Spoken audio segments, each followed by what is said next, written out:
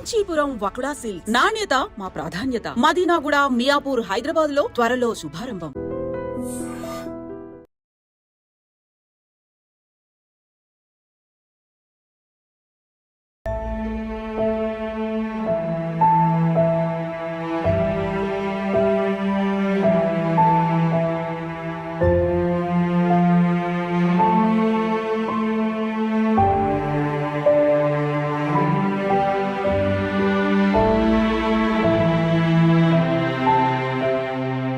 పసికందును కన్న తల్లి హత్య చేసినటువంటి ఘటన విశాఖ జిల్లా ఆరిలోవా పోలీస్ స్టేషన్ లిమిట్లో పెదగదిల్లులో జరిగింది.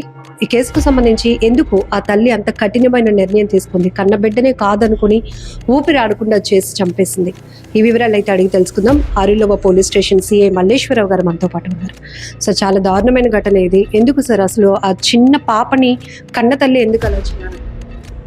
ఈ శిరీషకును వెంకటరమణ వీళ్ళిద్దరు భార్య భర్తలు 2013లో మ్యారేజ్ అయింది. ఆఫ్టర్ లాంగ్ టైం, అంటే 12 సంవత్సరాల తర్వాత వాళ్ళకి పాప పుట్టడం జరిగింది. అయితే ఇంట్లో కొద్దిగా భార్య భర్తల మధ్య కొన్ని మనస్పర్ధలు వచ్చాయని ఆవిడ చెప్పడం జరిగింది. మనస్పర్ధల భాగంగా ఆమె తాను పాపను చంపేసి తాను కూడా చనిపోదాం అనే డెసిషన్కి వచ్చింది. ఆ డెసిషన్కి వచ్చిన వెంటనే ఆవిడ ఇంప్లిమెంట్ చేసింది. ఇంట్లో ఉన్న బెడ్రూమ్లో ఉన్న పిల్లోతో పాప మొహం మీద ఊపిరాడకుండా చేసి తర్వాత కూడా తాను కూడా చనిపోదామని ఆ బీచ్కి వెళ్ళడం జరిగింది. బీచ్కి వెళ్ళినప్పుడు ఈ పాపను బీచ్లో తెన్నేటి పార్క్ బీచ్లో పడివేయడం జరిగింది. తాను కూడా చనిపోదాం అనుకునే లోపు ధైర్యం చాలక మళ్ళీ బ్యాక్కి వచ్చి భర్తకు ఫోన్ చేయడం జరిగింది. సార్, 12 ఏళ్ల తర్వాత పుట్టిన సంతానం, ఒక్కగానొక కూతురు. అంటే ఈ 12 ఏళ్ళు పిల్లలు లేరని వాళ్ళ మధ్య డిస్కషన్స్ నడుస్తున్నాయా? విభేదాలకి కారణం అంటే పిల్లలు పుట్టలేదని డిస్కషన్ జరగలేదు. పిల్లలు పుట్టాక కొంత అనుమానం అనేది ఏర్పడిందని చెప్తుంది ఆమె. భర్త తన్ని అనుమానించాడు అన్నది ఆవిడ చెప్పింది. దానివల్ల ఈ ఇష్యూ జరగడానికి ఆస్కారం ఏర్పడింది. భర్తపై ఎప్పుడైనా కంప్లైంట్ ఇవ్వడం కానీ ఆయన ఏం చేస్తుంది? భర్త ఆంధ్ర యూనివర్సిటీలో సీనియర్ అసిస్టెంట్గా పనిచేస్తాడు. ఆమె ఎప్పుడు కంప్లైంట్ ఇవ్వడం కానీ పోలీస్ స్టేషన్కి జరగలేదు. ఈమె హౌస్ వైఫ్, శిరీష అనే ఆమె హౌస్ వైఫ్గానే ఉంటుంది. ప్రస్తుతానికి 5 నెలల పాప.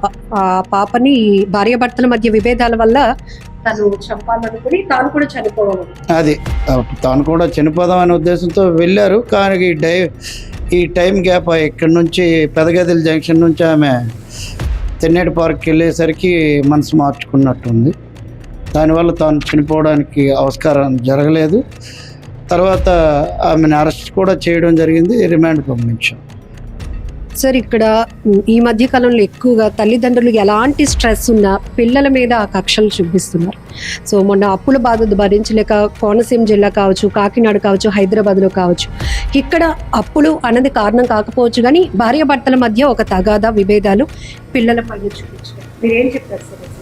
అంటే ఈ పర్టికులర్ విషయంలో చెప్పగలం. మరి ఆ సందర్భాలు అయితే పిల్లల మీద ప్రతాపం చూపించే సందర్భాలు మా నోటీసు తక్కువ వచ్చాయని చెప్పాలి.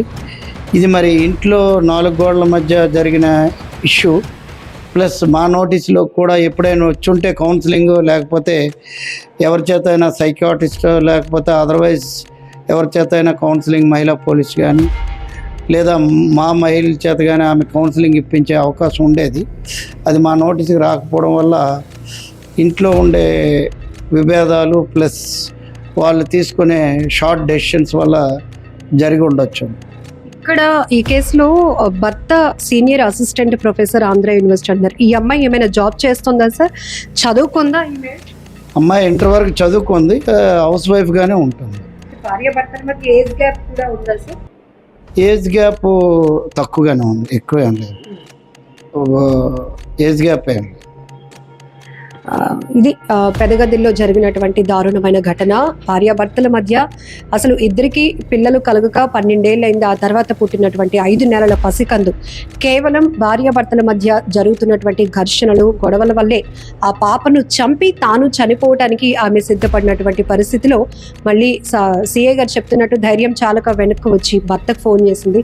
అయినప్పటికీ పోలీసులు ఆమెను రిమాండ్కు తరలించారు. ఏదైనా చాలా దారుణమైన ఘటన.